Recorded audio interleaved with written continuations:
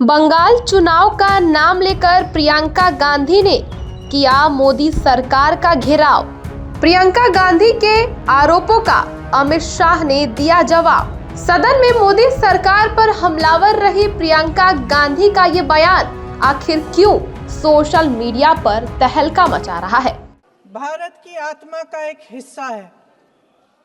हमारा राष्ट्रगीत उस भावना का प्रतीक है जिसने सोए हुए, गुलामी में सोए हुए भारत के लोगों को जगाया, जिसने उन्हें हिम्मत दी कि ब्रिटिश साम्राज्य के सामने खड़े होकर वह सत्य और अहिंसा के नैतिक हथियारों के साथ सामना कर पाए।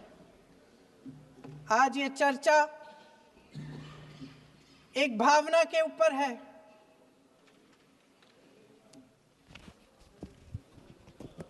और जब हम वंदे मातरम का नाम लेते हैं तो वही भावना हमारे दिल में उजागर होती है।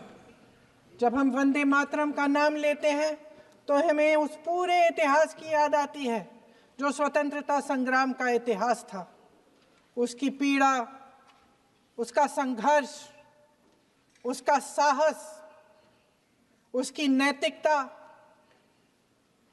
उसका जो बल था कि ब्रिटिश साम्राज्य उसके सामने झुका। अध्यक्ष महोदय, वंदे मातरम उस आधुनिक राष्ट्रवाद की अभिव्यक्ति है जिसने भारत के लोगों को एक राजनीतिक और नैतिक आकांक्षा से जोड़ा, जिसने भारत के लोगों को एक साझा नियति के उत्तराधिकारी, एक साझा भविष्य के निर्माता के रूप में देखा। लेकिन आज की ये बहस मुझे कुछ अजीब सी लग रही है। जैसे मैंने कहा, ये गीत देश की आत्मा का हिस्सा बन चुका है। 150 सालों से देशवासियों के दिलों में ये गीत बस चुका है। 75 सालों से हमारा देश आजाद है। तो फिर आज इस बहस की क्या आवश्यकता है?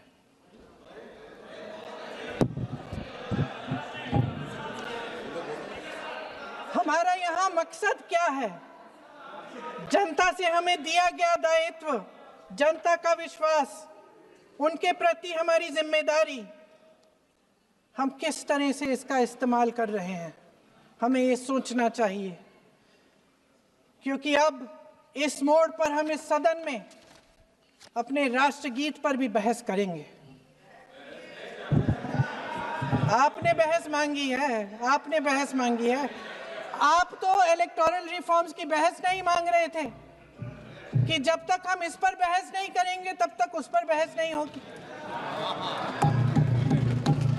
इसकी वजह क्या है? इसकी वजह क्या है? हम आज यहाँ ये बहस क्यों कर रहे हैं? हमारा राष्ट्रगीत है, इस पर क्या बहस हो सकती है? हम ये बहस यहाँ आज 2 वजहों से कर रहे हैं। पहला कि बंगाल का चुनाव आ रहा है, हमारे प्रधानमंत्री अपनी भूमिका निभाना चाहते हैं उसमें। और दूसरी वजह ये है, ये मकसद है, पुरानी मकसद इनकी, अध्यक्ष महोदय, कि जिन्होंने स्वतंत्रता की लड़ाई लड़ी, जिन्होंने देश के लिए बड़ी बड़ी कुर्बानियां दी, उन पर सरकार नए आरोप लादने का मौका चाहती है। देश का ध्यान फिर से जनता के ज्वलंत मुद्दों से भटकाना चाहती है। यही एक मकसद है आपका। आपका मकसद है कि हम फिर से उसी अतीत में मंडराते रहें, उसी की तरफ हम देखते रहें जो हो चुका है, जो बीत चुका है। क्योंकि ये सरकार वर्तमान और भविष्य की ओर देखना ही नहीं चाहती, वे इस काबिल ही नहीं रही। सच्चाई ये है अध्यक्ष महोदय कि आज मोदी जी वह प्रधानमंत्री नहीं रहे जो एक समय में थे। सच ये है कि ये दिखने लगा है, उनका आत्मविश्वास घटने लगा है, उनकी नीतियां देश को कमजोर कर रही हैं। और मेरे सत्ता पक्ष के साथी चुप इसलिए हैं क्योंकि अंदर अंदर से वे भी इस बात से सहमत हैं।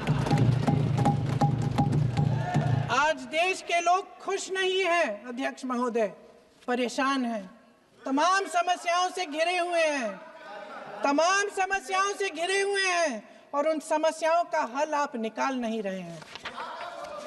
हाँ ठीक है, उसका भी बोल लेंगे, समय आएगा तो उसका भी बोल लेंगे, बल्कि कल समय आ रहा है, चुनाव पे चर्चा होगी, उस पे भी बोलेंगे। अध्यक्ष महोदय, इनके भी अपने लोग दबी जबान में कहने लगे हैं कि सारी सत्ता को केंद्रित करने से देश का नुकसान हो रहा है। इस बीच अगर हम अतीत की बातें नहीं करेंगे तो कौन सी बातें करेंगे? ये किसी और बात के काबिल ही नहीं है, सिर्फ ध्यान भटकाना है जनता का। इसलिए आज हम वंदे मातरम पर चर्चा कर रहे हैं। वंदे मातरम देश के कण कण में जीवित है, इस पर बहस नहीं हो सकती। लेकिन चलिए, आपने बहस मांगी, आप बहस करना चाहते हैं, बहस करते हैं। आज इस चर्चा को प्रधानमंत्री जी ने शुरू किया, उन्होंने भाषण दिया और इसको कहने में कोई झिझक नहीं है कि भाषण अच्छा देते हैं, थोड़ा सा लंबा, लेकिन भाषण अच्छा देते हैं। सिर्फ एक कमजोरी है, अगर आप इजाजत दें तो मैं बोलूं, एक कमजोरी है। हाँ, उसी पे बोल रहे हैं, वंदे मातरम पे बोलो आप। अब सर मैंने तारीफ कर ली, थोड़ा और विषय वंदे मातरम का है तो हम वंदे मातरम पर ही रखें, ठीक रहेगा। सर ये वंदे मातरम पे ही है। सर आपने प्रधानमंत्री जी तक सुना था, अब तो शुरू नहीं हुए। सर भाषण बहुत अच्छा देते हैं, लेकिन तथ्यों के मामले में कमजोर पड़ जाते हैं। बहुत कमजोर। इसमें भी एक कला होती है कि तथ्यों को किस तरह से जनता के सामने रखा जाए। मैं तो नई हूं, जनता की प्रतिनिधि हूं, कलाकार तो नहीं हूं। इसीलिए मैं भी सदन के सामने कुछ तथ्य रखना चाहती हूं, लेकिन सिर्फ तथ्य के रूप में रखना चाहती हूं।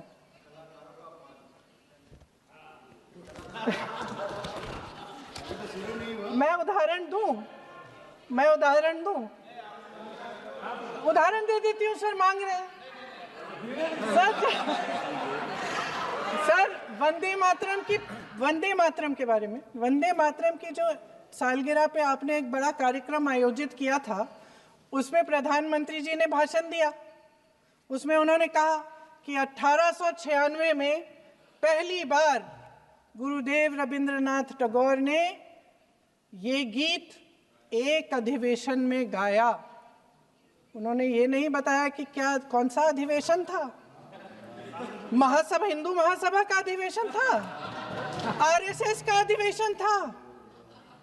किस बात से कतरा रहे थे कि ये कांग्रेस का अधिवेशन था? और उदाहरण दूं कि मैं अपना भाषण जारी रखूं? दे रही हूं, अरे दे रही हूं। जो वंदे मातरम की जो क्रोनोलॉजी है वो भी आप समझिए, जो असली क्रोनोलॉजी है।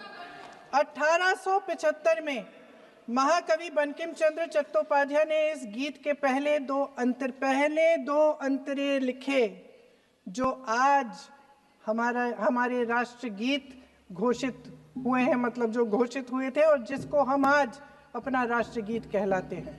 ये पहले दो अंतरे लिखे। 1882 में 7 साल बाद उनका एक उपन्यास प्रकाशित हुआ, आनंद मठ।